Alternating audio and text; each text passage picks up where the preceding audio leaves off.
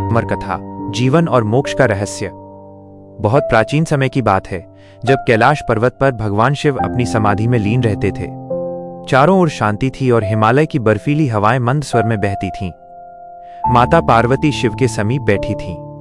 उनके मन में एक प्रश्न बार बार उठ रहा था, जीवन और मृत्यु का प्रश्न, जन्म और पुनर्जन्म का प्रश्न। अंततः उन्होंने साहस करके वह प्रश्न पूछ ही लिया।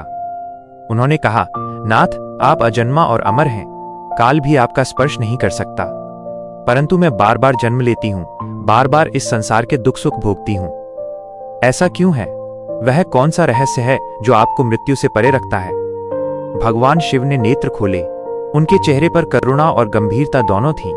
उन्होंने समझ लिया कि यह साधारण जिज्ञासा नहीं, बल्कि आत्मा के सत्य को जानने की उत्कंठा है।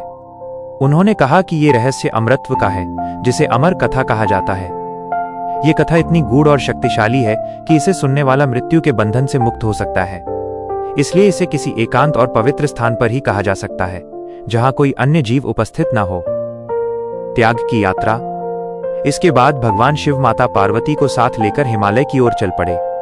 यह यात्रा केवल एक स्थान से दूसरे स्थान तक जाने की नहीं थी, बल्कि संसार के सभी बंधनों को क्रमशः त्यागने की यात्रा थी। पहलगाम, यहां उन्होंने अपने प्रिय वाहन नंदी को छोड़ा। इसका अर्थ था बल, अहंकार और आसक्ति का त्याग। चंदनबाड़ी, यहां उन्होंने अपनी जटाओं से चंद्रमा को अलग कर दिया, जिससे यह संकेत मिला कि वे समय और काल के बंधन से मुक्त हो चुके हैं। शेषनाग, यहां भगवान शिव ने अपने गले में लिपटे सभी नागों को त्याग दिया। यह भय और मृत्यु के प्रतीकों से मुक्ति का संकेत था। महागुणस पर्वत, यहां उन्होंने पृथ्वी, जल, अग्नि, वायु और आकाश, इन पांचों तत्वों का भी त्याग कर दिया। अमर कथा और अमर पक्षी, अंत में वे उस दिव्य गुफा में पहुंचे। भगवान शिव ने गुफा के चारों ओर अग्नि प्रज्वलित कर दी ताकि कोई जीव प्रवेश न कर सके। वहां उन्होंने अमर कथा का उच्चारण आरंभ किया। उन्होंने आत्मा के शाश्वत स्वरूप और मोक्ष के रहस्यों का वर्णन किया। भगवान शिव को विश्वास था कि वहां कोई जीव नहीं है, परंतु विधि का विधान कुछ और ही था। गुफा के एक कोने में एक कबूतर का अंडा पड़ा हुआ था। उस अंडे से निकले कबूतर के बच्चे ने पूरी अमर कथा सुन ली और वो मृत्यु के बंधन से मुक्त होकर अमर हो गया। कहा जाता है कि आज भी श्रद्धालुओं को अमरनाथ गुफा में उन अमर कबूतरों के दर्शन होते हैं। प्राकृतिक शिवलिंग का चमत्कार। उसी गुफा में एक अद्भुत चमत्कार घटित होता है।